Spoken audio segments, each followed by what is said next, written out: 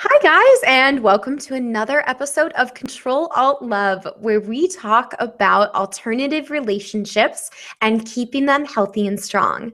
So, today I have on an amazing guest. I have Testa on, and I am so excited because she is a nonviolent communication coach. And ever since I read about nonviolent communication, I have been so excited about it. The things it does for a relationship, the bonds it builds, the bridges and gaps that it's able to cover between a couple just blows my mind. I mean, with these simple, very simple tools that anybody can implement immediately, you're able to change the conversation from angry, blame, and demand conversation, or even it just sounding that way, to this beautiful connection of understanding, love, and communication. And it's mind blowing. And I really, I kind of laughed the first time I heard about it. I thought, it sounds a little hokey.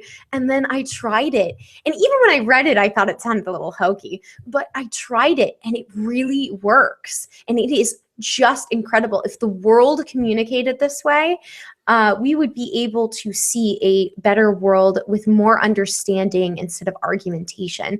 So, Nonviolent Communication is a Marshall Rosenberg book, and this is a fantastic life philosophy. He has done several mediations between several warring countries and has been able to make a large impact, especially in the Palestine-Israel conflict. So, with that said, I want to invite on Testa. Hi, Katie. Hey, how are you? Good. I am so incredibly excited to have you. So I think the really important first question is, what is nonviolent communication? How long have you been studying it? And tell me about your training. Yeah, so, well, I discovered nonviolent communication around like late 2010 and became fascinated right away as soon as I found out about it, wanted to really explore and understand it more so that I could implement it in my life because I saw like I guess what the outcome would be if I was able to successfully practice this. And nonviolent communication, what it actually is it's both a process and also a consciousness, or a way of experiencing your relationships, or a lens to look through your relationships at, and to get more connection, to have a really clear picture of what's going on for yourself, and to be able to articulate that clearly to the other person or people that you're communicating with. And then also to really be able to hear, no matter what kind of language that they're using, what's actually going on for them, and to be able to articulate that back to them so that they can see that you understand them. And it's kind of this back and forth process like that, where each person or individual in the group can get clarity and perspective on what's going on for each person, and communicate about that in a really efficient, clear way that saves a lot of time, a lot of stress, a lot of anger. And I can go more into the process if you'd like me to, but that's essentially what it is. It's all about getting more connection. Awesome. Yeah, that's what I got out of it is it allows you to be able to almost see into someone's mind by formulating a sentence in a specific way that allows you to best communicate the ideas that you have. And it's a fantastic formula. And it's efficient, as you stated before, for many, many reasons. But I would love to have you tell my audience what the formula is. Yeah, I'm a little bit hesitant to propose it like introduce it as just a formula. I think really it's important to start out with the fundamental kind of underlying premise, which is that every human being on the planet, like what's really motivating people, what's really motivating me, what's really motivating you, what's really motivating anybody who's listening to this right now, what's really getting us to act and to do things and to feel things. And it's the same for every person. This is something that we all share and have in common, and it's our needs. Every person has the same set of needs as everybody else. They might be prioritized in different ways and configurations at different times for different people, and we might have different strategies that we prefer in order to get our needs satisfied, but we all have the basic same underlying needs beneath our feelings and beneath our thoughts and beneath our actions as well. So before I look at the formula, I want to really understand that what this is really about is connecting to what is the same in me is the same as what's in you. And if I don't have that kind of embodied and really understood when I'm going through the process, it's not going to feel connecting. It's going to feel like really kind of strange and weird, and like you're going to have people say, stop psychologizing me, or why are you talking so weird? And like, you've been different ever since you went to that training or whatever. So it's it's important also to keep in mind that the formula or the process itself is only one way to this consciousness or this way of interacting, and it can be kind of clumsy and strange and awkward for other people to hear initially. So it's something that you want to kind of prepare other people for in your relationships if you want to go into really practicing this right away. But that being said, so yeah, we all have these underlying needs, right? And we've been taught a different thing, that our behavior is not motivated by our needs, but it's motivated by should and shouldn't. Like, I do what I should do, and I don't do what I shouldn't do. And I do what is good, and I don't do what is evil.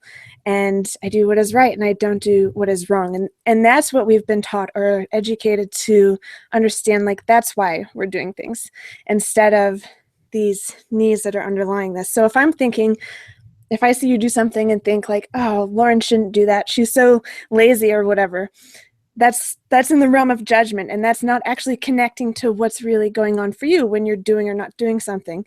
And it's not really connecting to what's going on for me when I'm making this observation of what you're doing or not doing.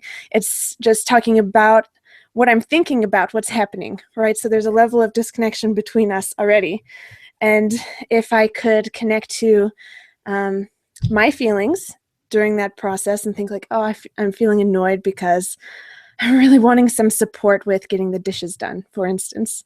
And I'm already one step closer to what's going on for me. It's not about my judgment about you, but it's like about my needs, my need for support. And then I can think about, oh, well, maybe some perspective on what Lauren had to do today, and she had a long day at work, and this and that was going on, and she probably just really wants to relax and have some ease tonight, and maybe some space and time to connect to herself and take care of herself, and she just needs a break. So that way I can have a lot more compassion for you instead of calling you lazy. And it's a totally different way of looking at it. And it's hard to be angry, actually, and it's hard to have judgments when you're connected to your feelings and needs and the feelings and needs of other people. So, yeah. I totally agree. When you're able to reach inside someone's head, you see how similar they really are, their needs. And I think that that's something we often forget when we communicate with other people, because a lot of communication puts people on the defensive, and it's not always intentional. People don't always mean to make it sound like they're blaming someone, or even mean to blame anyone. Instead, they don't. I think there's two aspects. So there's people who don't respect emotional libertarianism, people who don't believe that their feelings are their own and they're responsible for them. And I think there's an element of that. But I think the majority of people don't mean to blame when they speak, but their language, they don't know how to communicate in a way that doesn't sound blaming. And so when you do that, and you're able to really say, this is how I feel, and it doesn't, and it's asking for help instead of, you made me feel this way, this is your fault kind of language. And we don't say that directly. We say it with our body language and the words that we use. And So I think that once you take that element away and you're really able to see the raw emotion that this person is feeling, you want to help or share with them. I mean, if it's a happy feeling, you want to share that with them. If it's a sad emotion, you want to help them. If it's anger, you want to, help them get to a punching bag as soon as possible. It's such a beautiful way of communicating, and I can't overemphasize what this does when you're able to really use it to the best of its ability. It can change. Marshall Rosenberg was able to open lines of communication between Israelites and Palestinians. That is mind blowing. Those two groups are completely at odds. I mean, they hate each other, and like a hate I can't understand, because I've never been in that sort of situation. I can't even comprehend that kind of hate. And he was able to make these two groups communicate, and I cannot overstate how incredibly powerful that truly is. If you're comfortable talking about the 4 elements to the process, to this wonderful communication, I would love to talk to you about those 4 elements. Yeah. Oh, no. I'm just going to say, I think you're exactly right. The people haven't been taught, how to communicate what's actually going on. Instead, we're going to blame and judgment and all of that. And it's not because we're stupid or wrong or anything like that, but that's the tools that we've been given up to this point. So NVC kind of opens up a whole new set of options for us.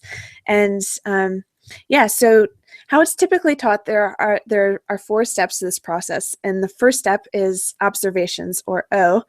And so the first step in any sort of conflict, or even a process of introspection, it doesn't have to be a fight. This is all about getting connection, so I can get greater self-connection in a time when I really want to celebrate and experience something that's really happy and awesome. I want to also talk about that. It's not just about fighting or feeling sad or angry. But anyway, an observation is just what you would think it is, an objective perspective on what's actually happening that a video camera could record with your 5 senses, like what's going on. What do I see? What do I hear? What do I smell? What do I taste? What can I touch? What's actually going on here without any sort of evaluations or judgments about it. So for instance, if I walked into my living room and there were toys strewn across the floor, and I come in there and I say, oh my gosh, this room is such a mess. That would obviously not be an observation. That would be my judgment or my evaluation of what my observation is. My observation might be the box of Legos is poured out on the rug and there's a dirty glass on the table. And then I can connect that to the next step after the observation. I made the clear observation without the evaluation. And I want to connect that observation to what I'm feeling when I make that observation. So when I see the Legos spilled on the rug and the glass on the table, how do I feel? And I might feel annoyed and frustrated. Yeah, I could feel frustrated, or I could feel like happy also. That's a possibility. But let's say it's my need for order and support that it isn't met right now, and that's the next step. So first you identify the feelings. So I'm gonna say, yeah, I'm feeling annoyed when I see the Legos and I see the glass on the table, and I'm feeling annoyed because my need for support and consideration aren't being met right now. And then after you connect that to your needs, so we made the observation, the feelings, the needs, then we're going to go to requests. And requests, I can make a request of myself, or I can make a request of other people. There are a couple of key elements to requests. I have to be, well, I don't have to be. If it is a request, I'm willing to hear no. That's the number one part of a request. Yes. So if my request was to my son to pick up the Legos and put them back in the box and take his glass to the dishwasher, am I willing to hear no about that? And if I'm not willing to hear no, and I have some sort of threat of punishment or whatever behind that, if his no isn't the door to more communication and more conversation, and that's the end of the conversation, then I know I'm not actually making a request, that's a demand. And they're two different kind of attitudes or energies that you bring to getting your needs met that are really pretty evident, I think, to the person who's receiving your request too. It's not something that even needs to be spoken. Yeah, it also needs to be doable, and it needs to be really specific. So if I went in there and said, don't leave your toys out all over the floor, you can't do a don't, as Marshall Rosenberg pointed out. It makes it way harder. Like, what do I want him to do? Like, what I really want is for the Legos to be back in the box and have them put in their place. And telling him not to put his toys out doesn't really accomplish that. So I want to say something that's really doable and really specific. So would you be willing to put the Legos in the box, put the box away, take your glass to the dishwasher before 7:30 at night? That would make my life more wonderful. So there's my request to my son. Now, if he says no, okay, there's always a yes behind a no. And so NVC teaches us to try to hear, like, his no is saying a yes to one of his needs. So if he decides he doesn't want to do that and that's not really interesting to him, I can get curious about what's going on for him around cleaning this up, around meeting my needs for support and consideration here. And yeah, maybe he's had something going on and he's needing also some support and consideration. And I decide it's not really that big of a deal that the Legos are there overnight and I'll deal with them the next morning. Or maybe I decide that it's important enough to me to have order now that I'm going to take care of it myself. But another idea in MVC is that there's thousands and thousands and thousands of ways to meet our needs. And one of the ways that conflict really manifests is when people get attached to their strategies. So if I'm really attached to my strategy of having someone else clean this up for me, instead of attached to or connected to my need for support and consideration and order, that's two different experiences there. And if I'm really clinging to him doing this and making him do it and getting him to do this no matter what because he's supposed to and he should, and that's the right thing to do and the good thing to do, and if he doesn't, then he's bad, he deserves to be punished in all of this, then yeah, obviously there's going to be more of a conflict there as opposed to if I stay connected to my needs and also connected to his in the process. So I hope that was clear. It was very clear and very thorough. Yeah. So while you were talking about I can't do it, don't, I love that so much. But he also has a really great poem, Marshall Rosenberg, in his book that I really like, Song from Brett. And it says, if I clearly understand you intend no demand, I'll usually respond when you call. But if you come across like a high and mighty boss, you'll feel like you ran into a wall. And when you remind me so piously about all those things you've done for me, you'd better get ready. Here comes another bout. When you can shout, you can spit, moan, groan, and throw a fit. I still won't take the garbage out. Now, even if you should change your style, it's going to take me a little while before I can forgive and forget, because it seems to me that you didn't see me as human too until all your standards were met. I really think that gets to the heart of the whole issue, is that when we communicate without nonviolent communication, or even in, not even in regards to nonviolent communication, just communication that blames and that demands. We are not treating other people like they're human, like they have their own values and decisions and life and goals and dreams. And when we speak with nonviolent communication, we are acknowledging those goals, those dreams, those ambitions, the things that make them human, and the things we fell in love with them for.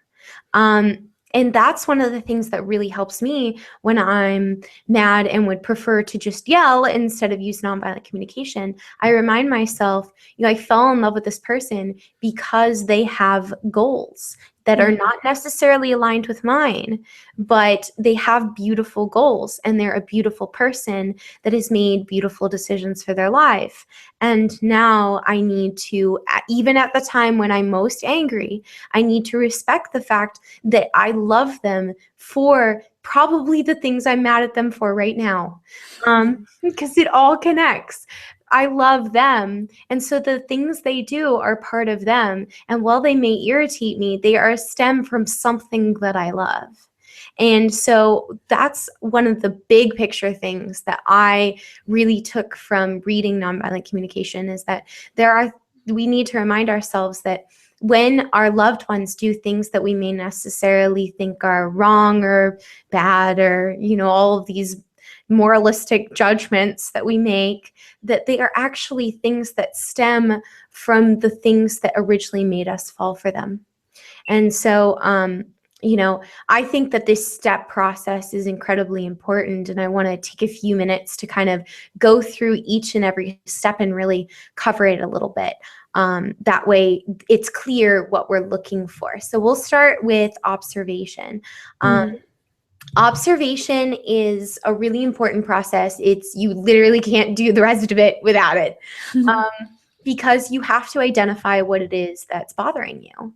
And so can you speak to how to really open your eyes to observing what it is that really is truly bothering you? Because I think a lot of people spend a lot of time thinking that something's bothering them when it's actually something entirely different, and to dig deeper. Yeah, for me, in my experience, this is really about slowing down, like slowing way down and becoming, a self-observer or witness to my own mind and paying attention to the things that I'm thinking up there, because our brains are like super fast. They're always on. They've got a gajillion thoughts and they're never stopping, right? And that's awesome. That works in so many ways that are really wonderful. But sometimes if we don't pay attention, it doesn't really work that well. And so for me, observations aren't just about the physical world and what's going on outside of me, but also about what's going on up here and paying attention to what I'm telling myself. So that's one question that I ask myself all the time, like, what is that? Or what am I telling myself about this? If I'm starting to feel upset or confused or angry or sad for some reason that I'm not really clear on, I will ask myself, like, what am I telling myself here? What are the thoughts that are going through my head? And just write those down and then take a look at it. And oftentimes it's judgments, either self-judgments or judgments of other people. And then I can translate those judgments into what my feelings and my needs are underneath those judgments. Because even our judgments, that's the other thing that people get kind of tripped up on with NVC, learning it. They think like, oh, all judgments are bad and we shouldn't ever say, should or shouldn't, which is kind of silly. It's going to happen. Yeah, and it's ironic that people are doing that. They're judging themselves for judging, and then it just becomes this infinite kind of thing. Meta.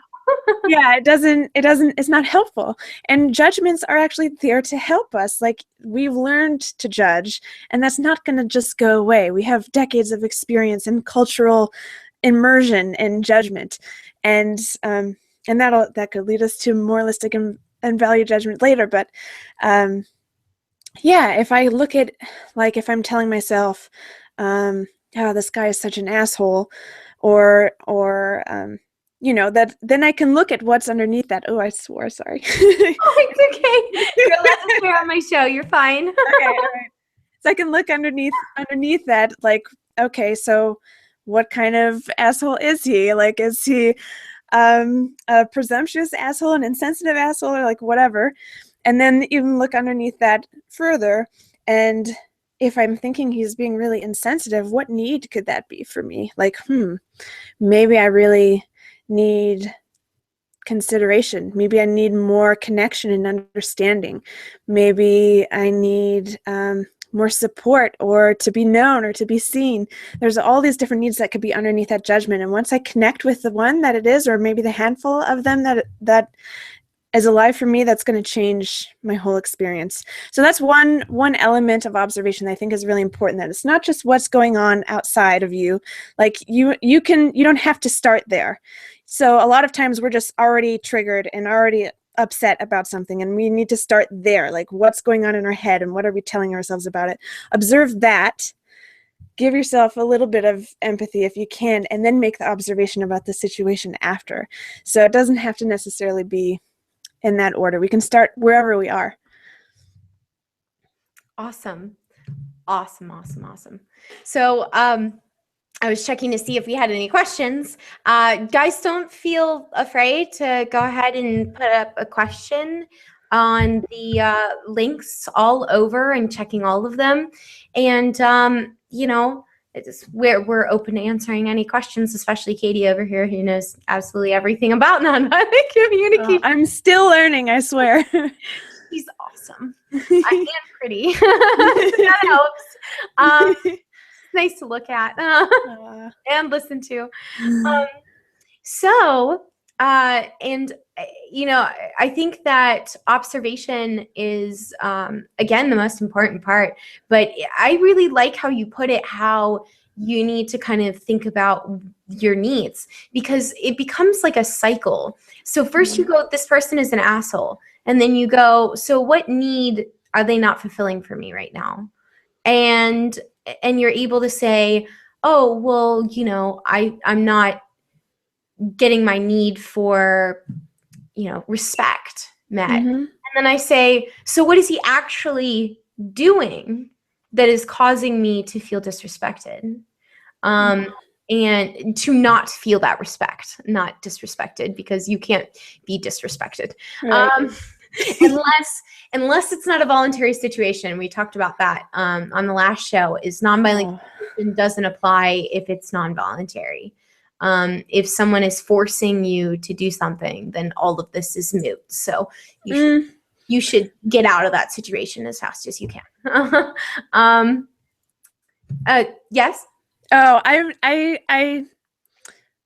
we could go on a tangent there. I don't know if I fully agree with what you. Yeah, I'm not sure if I fully agree with what you said. I think that this can change my experience of being coerced totally, because I can see that even somebody who is doing something like raping somebody or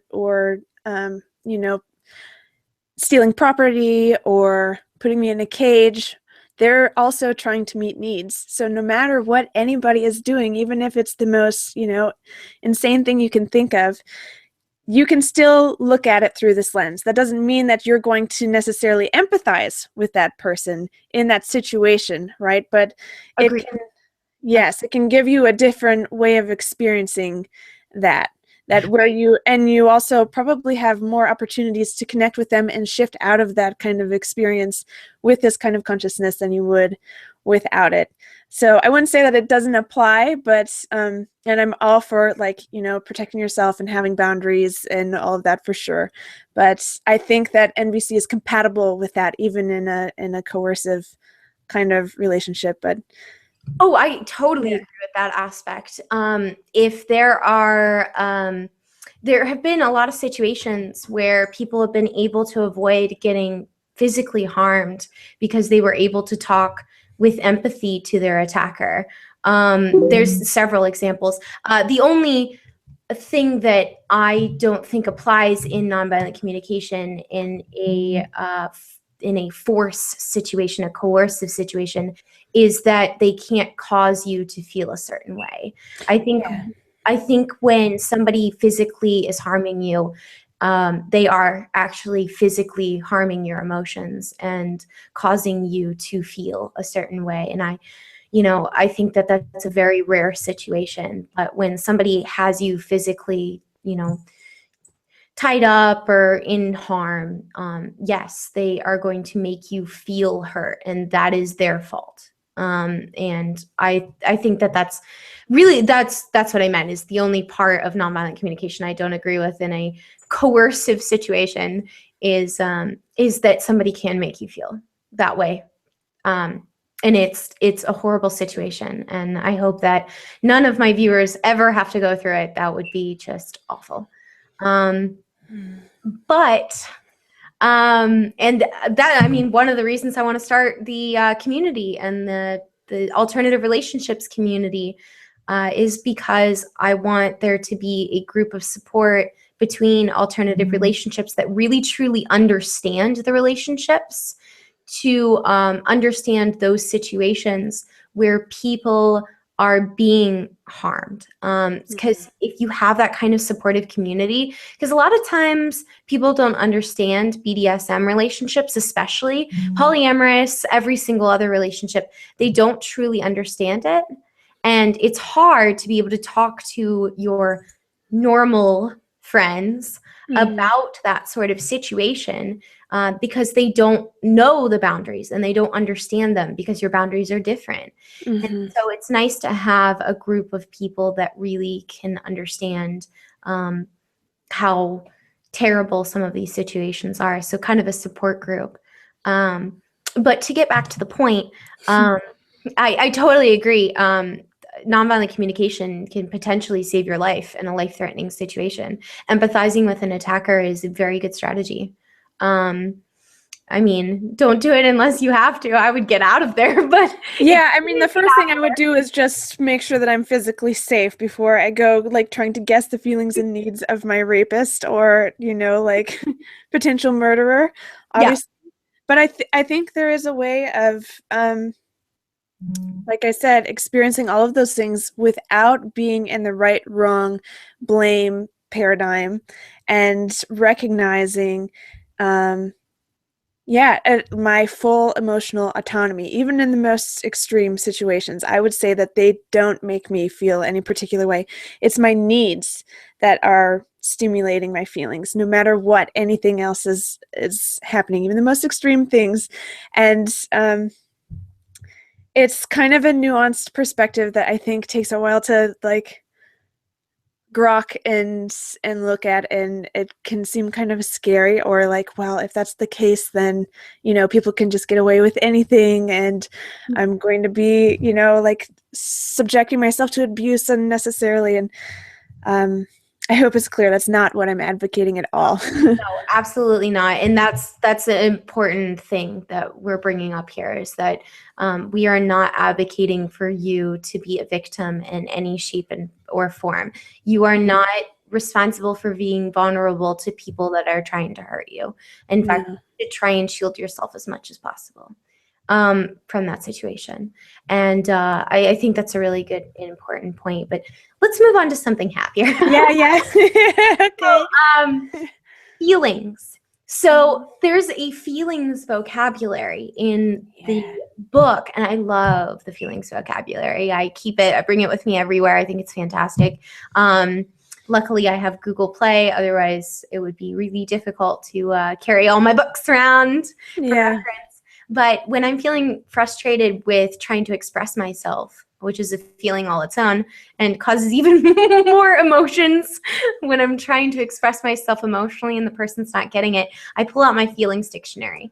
And I look at the feelings that are not blame words and find the emotion that I'm feeling, the one that is closest. So could you talk about, first of all, why having a good vocabulary of emotions is so helpful? And second of all, why it is that there are examples of certain words that are blame words that we think are emotional words in our culture. Yeah, sure.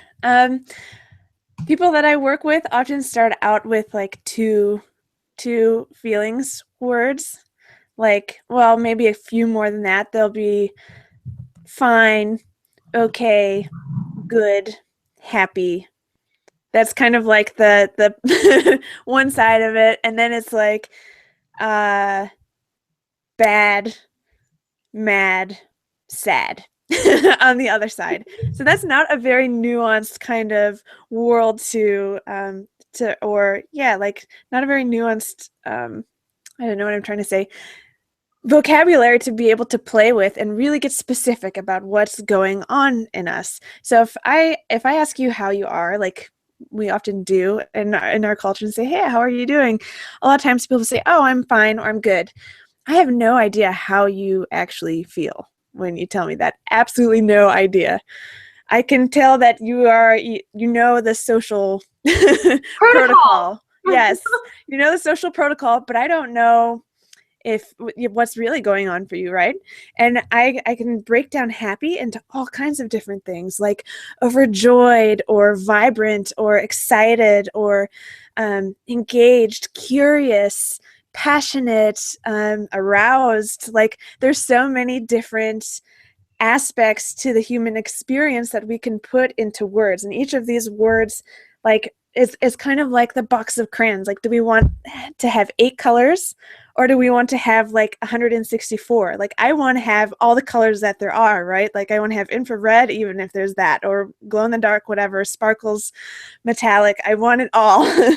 Because then I have choice, right? I'm all about having choice, and I can really communicate with people exactly what's going on for me, and then we have more clarity. And with more clarity, we have more potential for connection, and that makes my life more awesome all the way around. And the same with feelings that are associated with unfulfilled needs. Like, we have sad and mad, but we also could have depressed or heartbroken or concerned or worried or scared or fearful or miffed or pissed off or furious. There's all these different feelings, right? So why not try to get familiar with more than just a handful, so that you can be more specific, have more choice about how you communicate about your experience to the people you're relating to, so that they can really know who you are and what's going on for you, and get more connected to you, and you get to benefit from that. And then they can also, maybe be inspired to do the same, and you can get to know them even better and even more, and have more connection in your relationships. So then there are the feeling words that aren't actually feelings, and these are really, really sneaky, and they can cause lots of trouble for people. So there are lots of words that we commonly use as feelings, but they're combined with thoughts or judgments or evaluations. And an example of that might be like, oh, I'm feeling so ignored because Lauren didn't call me back. And ignored is not a feeling. That's what I think that Lauren is doing to me. That's a judgment about what Lauren is doing. It's not actually how I feel. I might feel sad, or I might feel surprised even, or maybe lonely. There are all these different feelings that I could feel, but ignored is not a feeling. So we can break down that word into, we can, separate the judgment from what we think Lauren is doing to what we're actually feeling, and then connect that to our needs. Another one might be abandoned. Like, I feel abandoned. That also requires another person to have done something, right? That's not actually a feeling. Let me see. Manipulated. That would be another one. Abused. That's one also.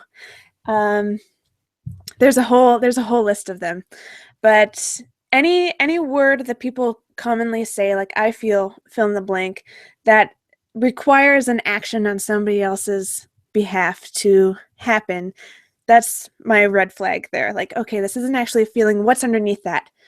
And I don't need to call out the other person and say, wait a second, that's not a feeling, that's not actually a feeling, because then I'm the NVC police and nobody really likes that. So I don't even have to say anything out loud about that. I can hear somebody say this even to me or about me, right, to make judgments about me, but I get to listen with this different consciousness, this different perspective to what's going on underneath that. What are their feelings? What are their needs? And I can guess this in my head. It doesn't ever have to pass my lips, but just looking at people in this way, it changes the way that, for me, it changes the way that I experience people. It changes the way I experience people judging me, people, both positive and negative judgments, like saying things that they really like about me or things that they really don't like about me. I can hear in a totally different way, because that used to be really uncomfortable at one point in my life too, to receive appreciation. Like, I would, oh no, it was nothing, or yeah, but there's this other terrible thing about me or whatever that doesn't, that kind of takes away from this good thing about me. Or find some way not to just receive that and let it land, and really hear that some needs were fulfilled for this other person as a result of my existence, and to just accept that and to hear it. Yeah. I went on a little bit of a tangent, but No. what was I talking about now? Feelings. Oh, feelings and evaluations. That's right. Yeah, Yeah, I think that covers it. yeah, I think so too. You were talking about something at the beginning, and I had a thought about it, and I'm trying to remember what it was.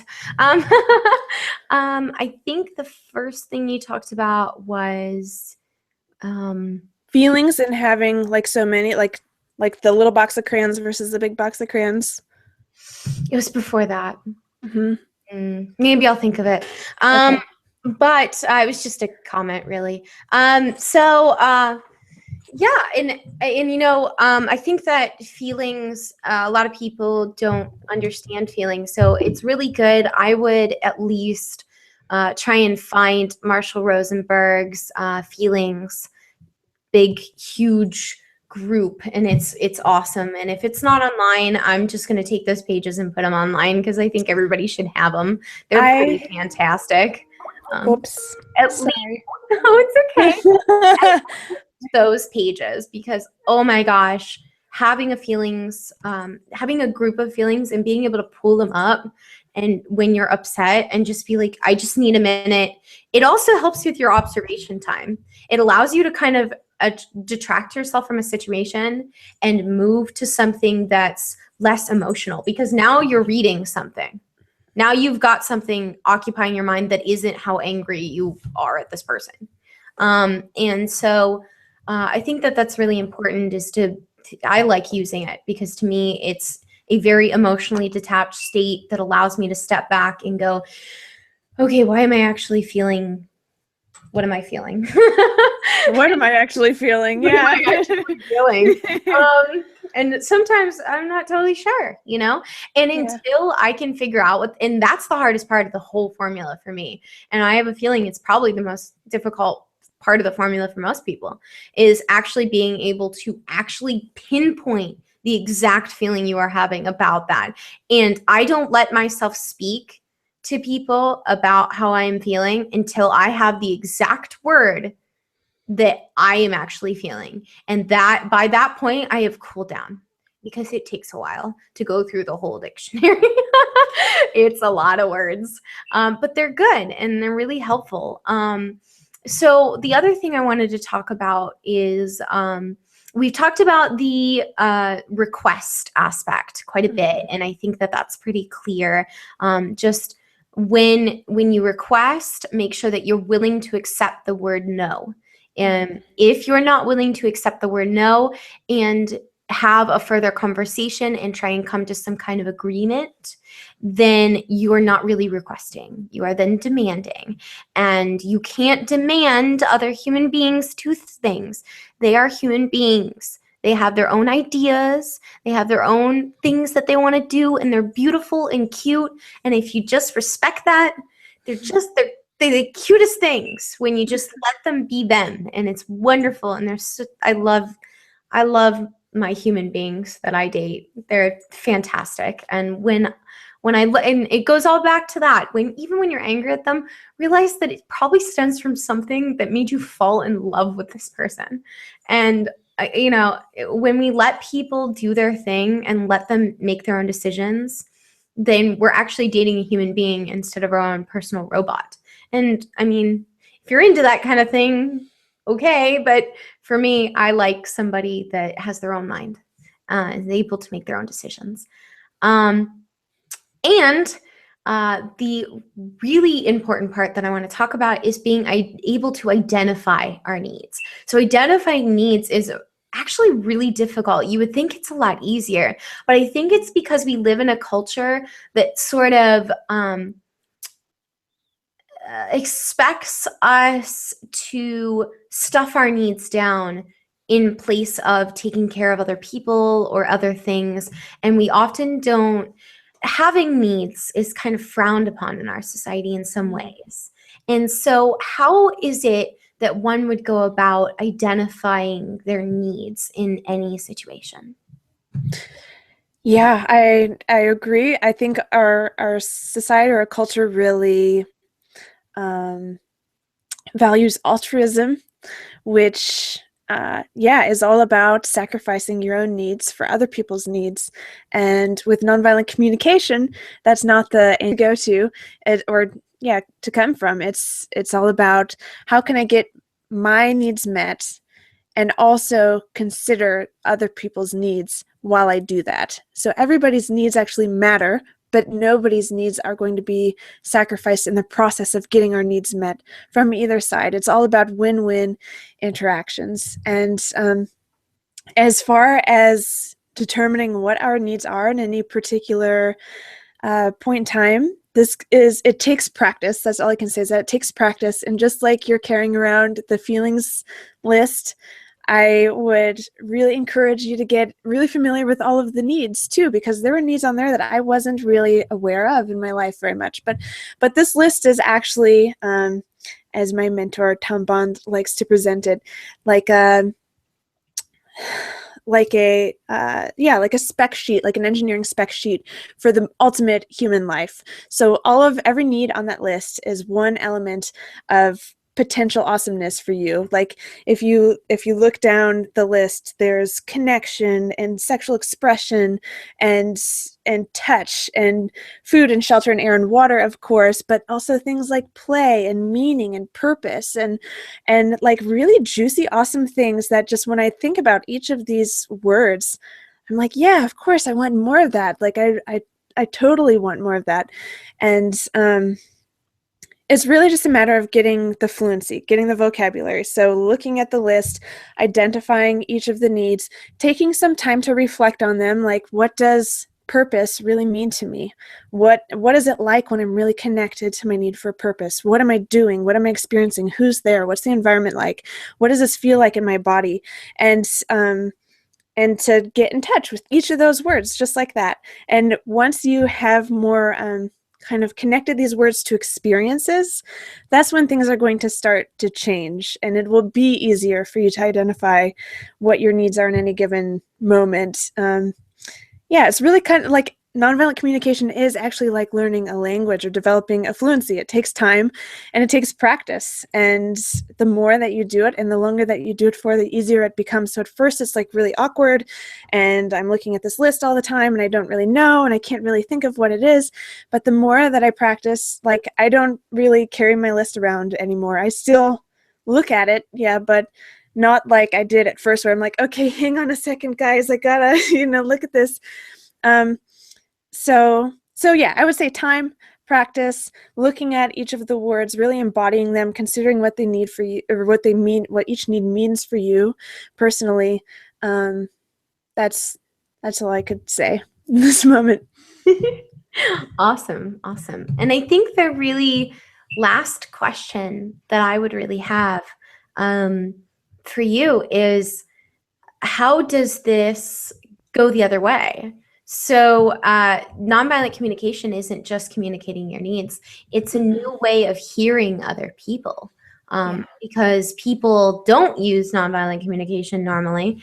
And how can we hear them in a nonviolent way, even when they're speaking with violent language? Yeah. So NVC gives us 4 options for receiving what we would call a difficult to hear message or experience. So if you can think of anything that somebody said to you that like really sucked to hear, there's 4 ways that you could experience that. One way would be judgment outwards. So judgment from me to the other person. Maybe it's the person that's saying it, or it might not be a person, it might be a situation. So what are my judgments of it? This person sucks. They're always thinking about themselves. They're only in it for them. Like they never think of me, blah, blah, blah. All my judgments about them. And, or I could also, it doesn't have to be either or, it could be also judgment out. The second way is judgment inward. So I hear this difficult to hear message and then I'm like, oh, they're right. I'm such a loser. I never get anything done on time and I just suck altogether, like all of my judgments about myself. So those are the first 2 ways. And that's like where most people kind of operate, is judgment out, judgment in, judgment out, judgment in. This is where the conflict is. But then we have these 2 other ways where we can have compassion for ourselves and how we're experiencing this difficult to hear message. So, wow, that really sucked to hear. slow down for a second. How am I feeling right now? Like, oh, I'm feeling really scared or worried, or maybe I'm feeling really sad or whatever. And what am I needing? I'm needing care, I'm needing stability, I'm needing trust, whatever my needs are. So that's compassion inwards. Then the fourth way of hearing the difficult message is compassion outwards. And that's looking for what the feelings and needs are in the other person, the person who's saying this to you. What's alive in them? What's going on for them when they're saying this? Why could they possibly be saying this? Maybe they're feeling really frustrated because they just need some support or some space or some time by themselves or whatever. So those are the four different ways: judgment out, judgment in, compassion out. And that's what MVC gives us. We can either listen with our judgment ears or we can listen with our compassionate ears, and it totally changes the way that we experience anything. It doesn't matter. Anybody could come and say anything to you, and if you look at it through this perspective, it will be different than what you're used to. Yeah. And there's ways of fielding questions to people to try and get to the compassionate speak. So one of the things that Marshall Rosenberg did when he was mediating conversations between the Palestinians and Israelites, or several warring groups in general, is he would ask them how they feel. And when they responded with judgments, he would say, "That's not a feeling." And he would just keep pressing them until they actually told them a feeling. And then he would ask them why they felt that way. And he would go through the entire process of asking him. Now, of course, we're not going to want to, he was asked to mediate those situations. Yeah. So, obviously he's going to state it as, that's not a feeling. That's not what we're here to do. But you should not do that. Instead, you should phrase it as, and here I am shoulding you, but if you would like a more productive and happy relationship, I would suggest that you try and ask questions. So when your partner comes home and they say to you, I am having the worst day, I can easily hear, I am so miserable to be home to you because I've just had the worst day. I mean, it's not that far-fetched. When you're already in a bad mood, sometimes that's what you hear. Yeah. And so when you hear that, you can take a moment and say, maybe I'm mishearing him. Maybe I should ask him a question. And so I say, how are you feeling about our relationship right now? Or I could ask him about his day, and I can try and prod him on what is bothering him about his day by asking several questions regarding NVC. And I think Katie can really cover this really well about what kind of questions we should ask when somebody's having issues with either you or other people. Yeah, I would really, it depends on what you're wanting to do. Like if you're wanting to practice empathy in whatever conversation that you're having, and your partner comes home and they express like, oh my gosh, today totally sucked, whatever. If you can take a moment to hear with compassion for what's going on for them, and also compassion for yourself, maybe do that first, like, okay, well, what does this mean about our relationship? They must hate coming home to me. I really want connection. I don't want to lose connection. I'm scared and sad because I want them to be happy, when they see me, and I really love when that happens. And so I'm wanting mutuality because I was excited to see them and they're totally not in that space. So that really sucks. Okay, so now I wonder what's going on for them. Maybe they're feeling overwhelmed and they just really want to relax. And yeah, it sounds like they're probably pretty stressed out, maybe even a little bit pissed off. And maybe they want to talk about it some more, but I'm not really sure. So let's ask. So then after doing through that whole process in my mind, which goes by pretty fast, I have an option to say like, oh, sounds like your day really sucked. Not even asking them something, just having a a compassionate awareness of what might be going on for them, trying to hold space and be present with their feelings and needs without saying anything about feelings and needs. And that's going to be the most familiar, probably, like, way of going about it. But the way that you are when you have this awareness of what's going on underneath things, it's different, believe it or not. Even if you would have said this, like, if you would have said this without the awareness of feelings and needs, I think it's experienced differently. But the other option is to just ask them, like, make a guess. So is it that you're feeling overwhelmed right now and you really just want to relax? They'll tell you. They will always tell you if that's not it. And it's not about getting it right. It's about being curious and wanting to connect. And if you're curious and you want to connect, it doesn't matter if you're guessing like, oh, it sounds like you're really excited because you want to play right now. Like, if you're really connected to wanting to connect to them, they're going to tell you how they feel eventually. You're just helping them kind of steer closer and closer to that.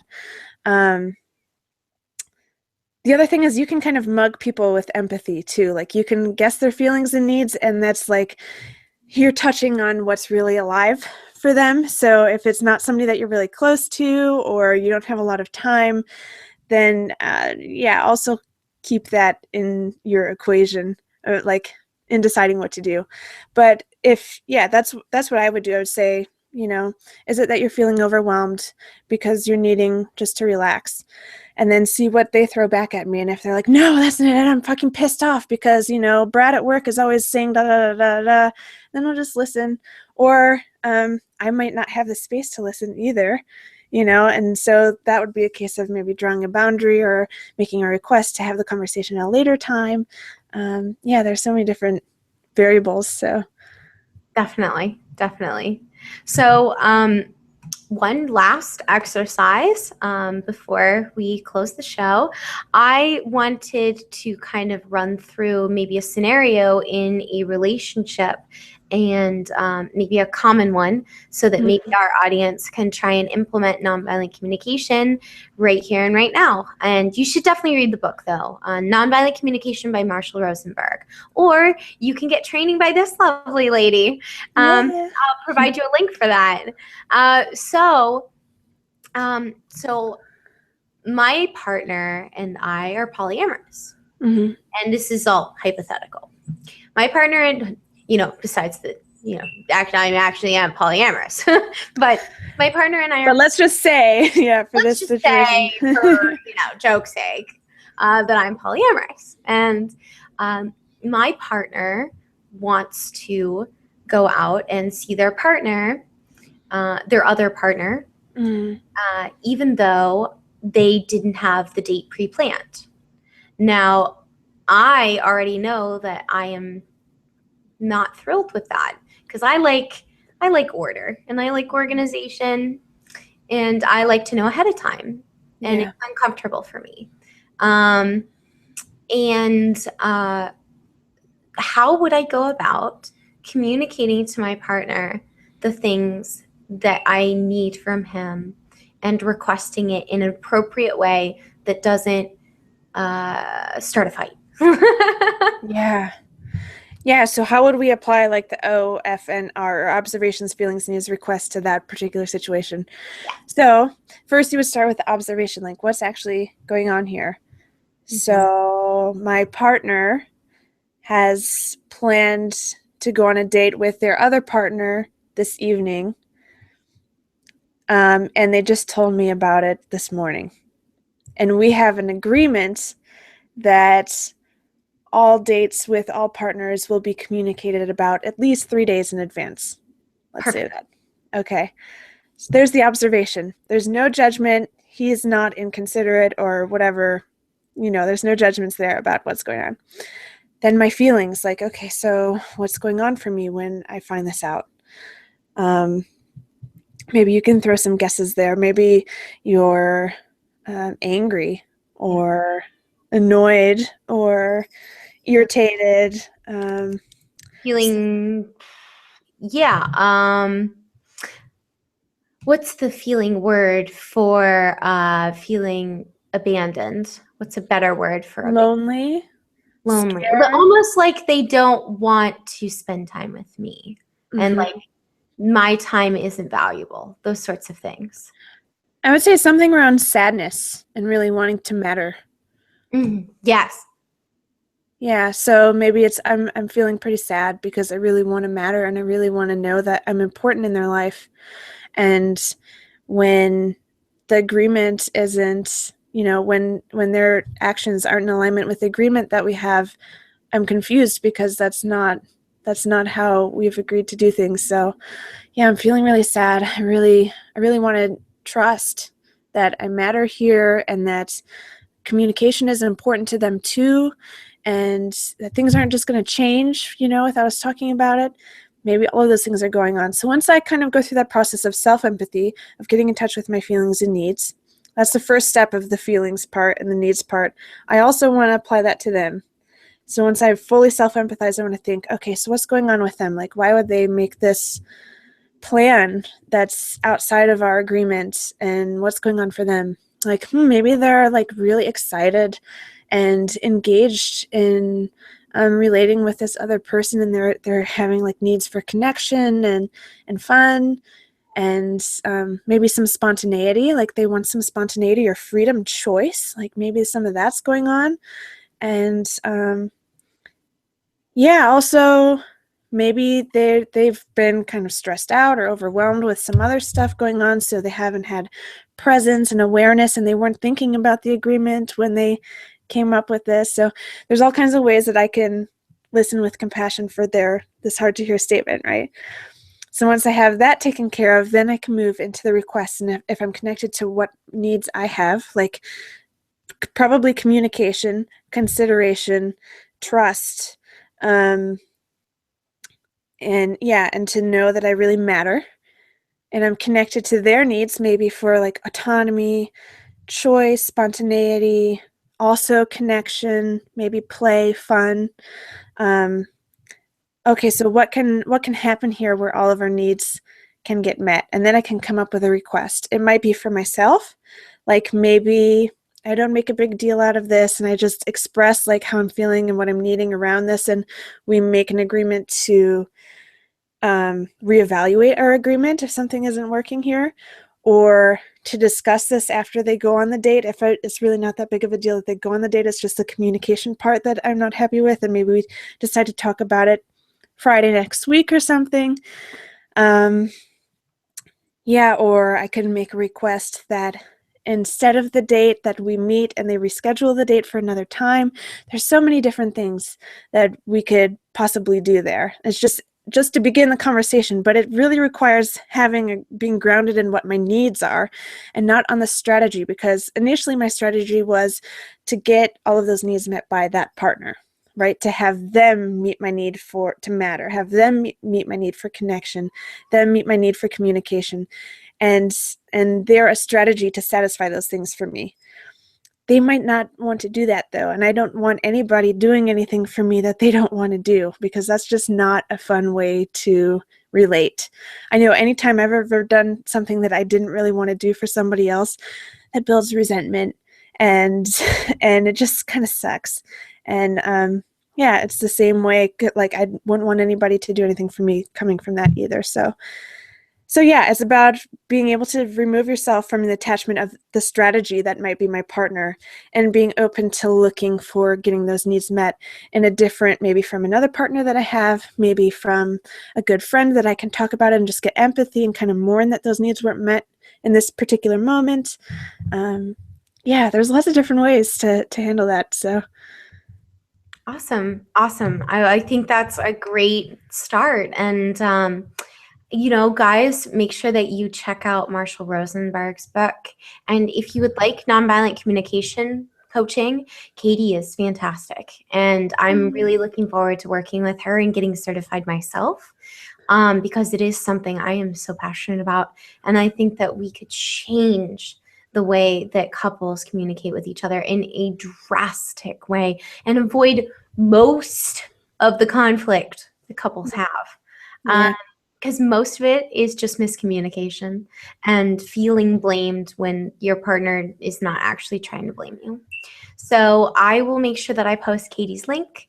And I want to thank Katie for coming on. She was fantastic, wasn't she? And she pretty. Okay, well, that's all we have for today. And if you guys have any questions and want to send them in, I will shoot them over to Katie and we'll get an awesome answer from her. And remember, guys, all love is beautiful.